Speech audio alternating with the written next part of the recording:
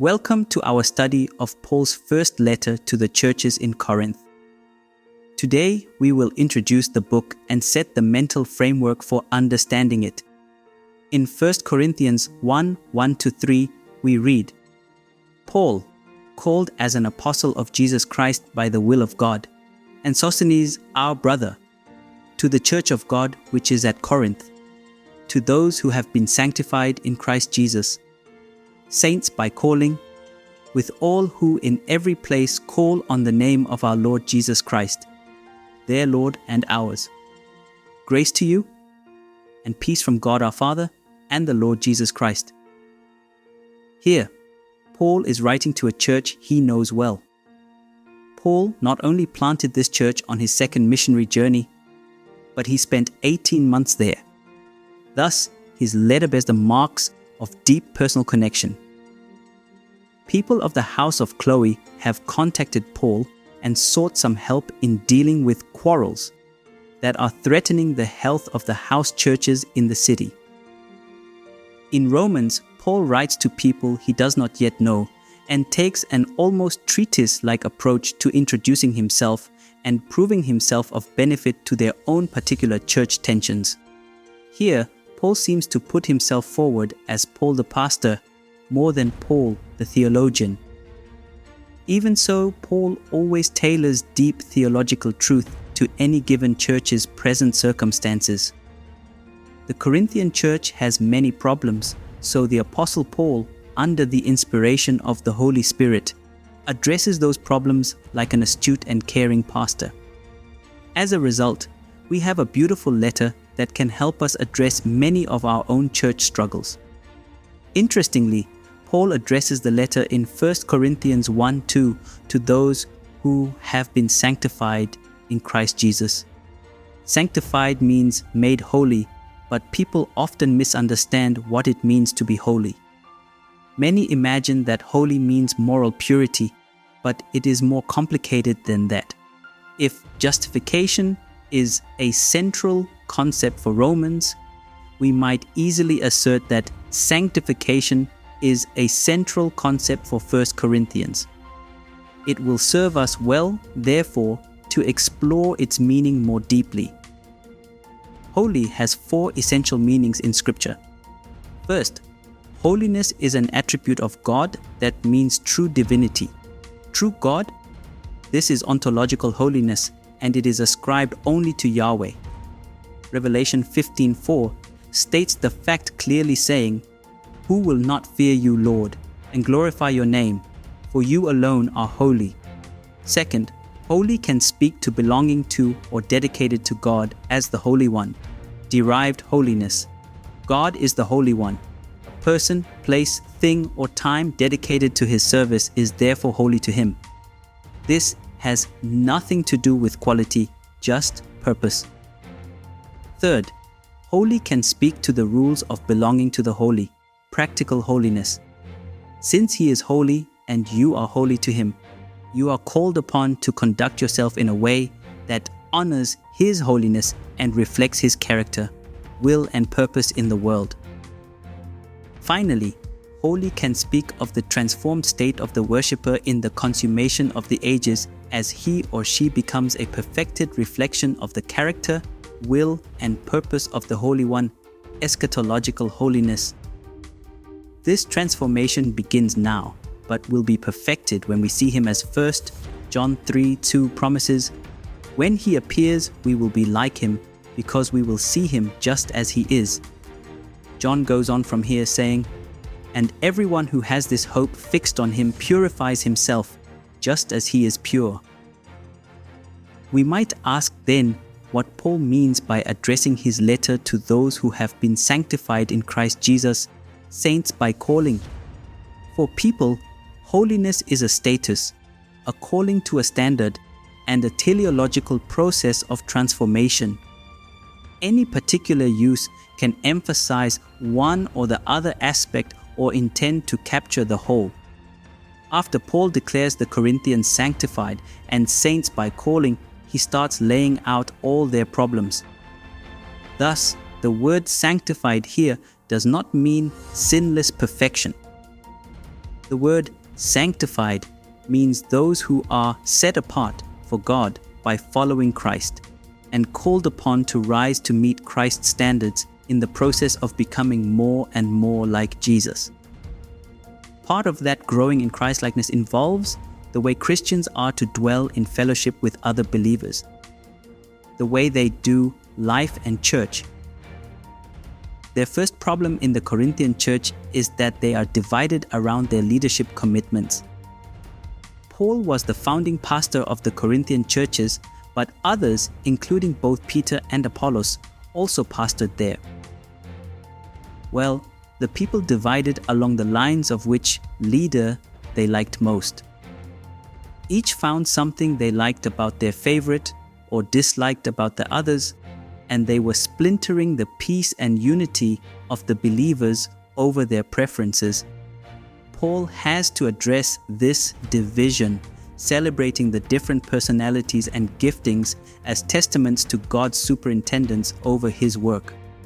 This is a work that needs more than any few people can provide alone. Jesus is the leader of the church. The pastors are simply his servants whom he empowers through the gifts of the Spirit to lead forgiven sinners through the long process from justification through sanctification. Every Christian should be on a holiness journey, moving from an encounter with divine holiness to committed derived holiness, to practical holiness, to eschatological holiness. In a global church, some separations are matters of practical necessity that do not reflect the hostility of spiritual separation addressed here by Paul. Congregations might organize separately over preferences or traditions without seeing themselves as something distinct. A Pentecostal might easily see a Baptist as his brother in Christ, even though they meet in separate gatherings and exist under distinct administrative structures and perhaps disagree about some peripheral matters in Christian theology and practice. Other separations are a moral or doctrinal necessity. Some teachings or behaviors are so at odds with Scripture that they must not be tolerated, and those who insist on promoting them must be driven out. One might struggle to call such a one brother or sister in all legitimacy. While the lines are not always clear, Paul is calling believers to a unity of heart centered on Jesus. We should be slow and cautious about dividing from another believer over non-essential matters. Next, in chapter 5, Paul confronts the problem of immorality. Given the habits of the Gentile world, this was a concern from the very moment the church opened its doors to Gentile believers in Acts 10 through 15. Paul rebukes the churches for allowing even extreme forms of immorality to be practiced unaddressed in the congregation. Paul declares in 1 Corinthians 5:11, "I am writing to you not to associate with anyone who bears the name of brother if he is guilty of sexual immorality or greed, or is an idolater, reviler, drunkard, or swindler, not even to eat with such a one," and adds in 5:13, "Purge the evil person from among you." In his next letter to them, he will encourage them to forgive these same souls when their discipline has done its work and brought genuine repentance. Now, do we have problems of immorality in our churches today? Of course we do. Paul shows us here what to do about immorality when it shows up in our churches. First, it must be addressed with urgency, and the evil person is to be driven out from the congregation.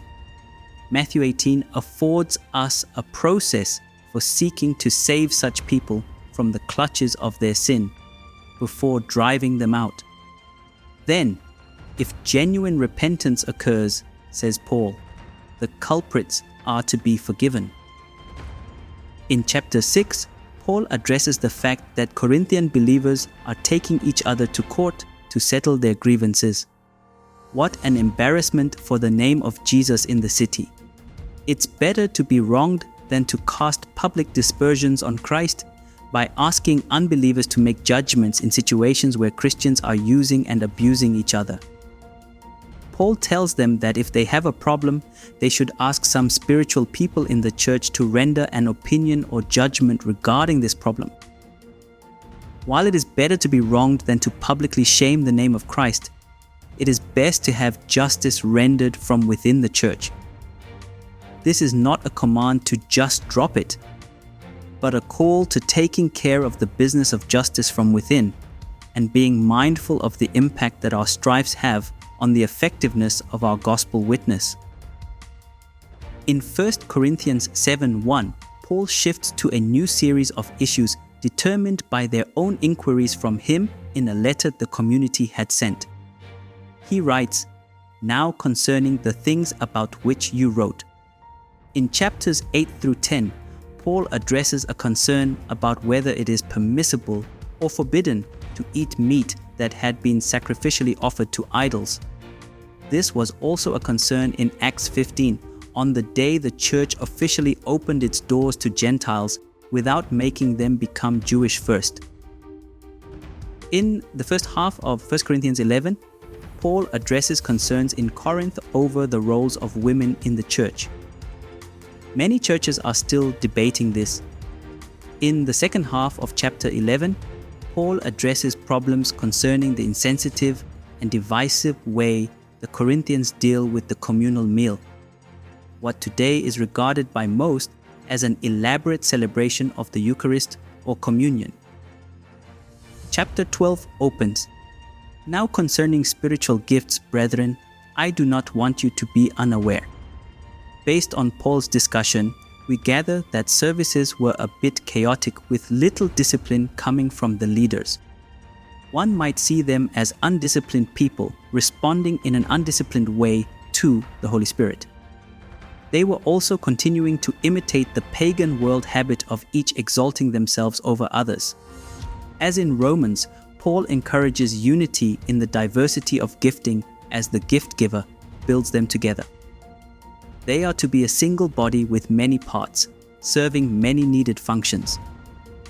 Over the course of 3 chapters, Paul will confront their misconceptions and unruly behavior regarding the exercise of spiritual gifts and will, in chapter 13, give them what he calls in 1 Corinthians 12:31, a still more excellent way, the way of love. In summary, in chapter 12, Paul describes the power of the Holy Spirit upon us. In chapter 13, he describes the power of the Holy Spirit within us. In chapter 14, Paul describes the order that should prevail among us when the Holy Spirit is upon us and in us. In 1 Corinthians 15, Paul turns to address concerns over the resurrection of the dead, Jesus and ours. Some are questioning the eternal state of believers, denying resurrection after death. To deny Christ's resurrection, says Paul, is to deny the gospel. To deny our resurrection, he insists, is to deny Jesus' resurrection, for they are of one essence and the very power of God over sin and death. The disciples of Christ deny themselves the wanton passions of nature and suffer for the cause of Christ. If they are given only this life in the service of Christ, they have been cheated badly. But to the contrary, those in Christ have been promised to share in the resurrection power of Christ in a transformed body, incorruptible, eternal. In chapter 16, Paul wraps up his letter with a series of short statements. He gives instructions about weekly offerings. He requests that they embrace Timothy, his disciple. He sends a note to Apollos. He calls upon the church to submit to their leaders and thanks them for their financial support. Paul passes on well wishes from abroad and calls them to affectionate treatment of one another. As we close, if you are involved in a church, then no doubt you have seen some of these same problems. You must not ignore them, but must rather apply Paul's solutions as best you can from the position you hold.